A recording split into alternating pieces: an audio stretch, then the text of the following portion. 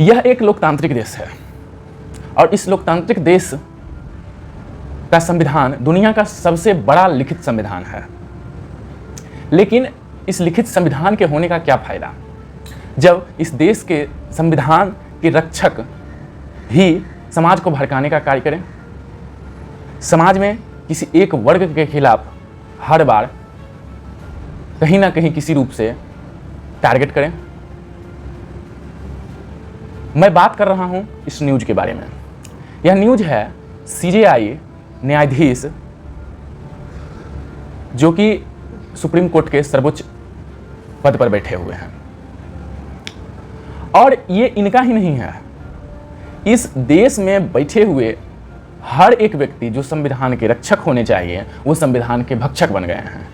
नेता हो, वकील हो, न्यायाधीश हो, हर प्रकार से कहीं ना कहीं इस देश के संविधान को, नियमों को तोड़ने में आगे रह रहा है। और इसमें सबसे बड़ी बात तब आ जाती है जब जनता उनके कायरतापूर्ण वाक्यों से प्रभावित होकर आपस में लड़ती रहती है। हम अनेक प्रकार के दंगे, फसाद, धरना, प्रदर्शन देखते रहते हैं और उसका बेसिक रीजन जो होता है वह नेताओं की बयानबाजी होती है। और इस नेताओं की बयानबाजी में कब तक यह देश जलता रहेगा? कब तक संविधान के तोड़ने वालों के बयानबाजी, संविधान के तोड़ने वाले लोग कौन हैं? पापी लोग हैं।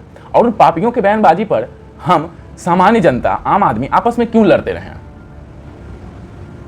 जब सुप्रीम कोर्ट का मुख्य न्यायाधीश किसी खास धर्म को लेकर के अजीब बयानबाजी कर रहा है तो इसका अर्थ सीधा सीधा हो जाता है कि इस देश में संविधान के रक्षक लोग भक्षक बन चुके हैं और हमें उनकी बातों को उतना ही मानना चाहिए जितना कि हम अपने माँ बाप की बातों को मान करके जीवन जीते हैं, जितना कि हम आज धर्म के आड़ में खूब धर्म का प्रचार कर रहे हैं, लेकिन धर्म को मूलतः रूप से मानना उतना ही है जितना कि नेता लोग इस देश के संविधान को मानते हैं। तो सीधा है कि 1947 से पहले गोरे अंग्रेज राज करते थे इस देश पर और 1947 के बाद काले अंग्रेज राज कर रहे हैं।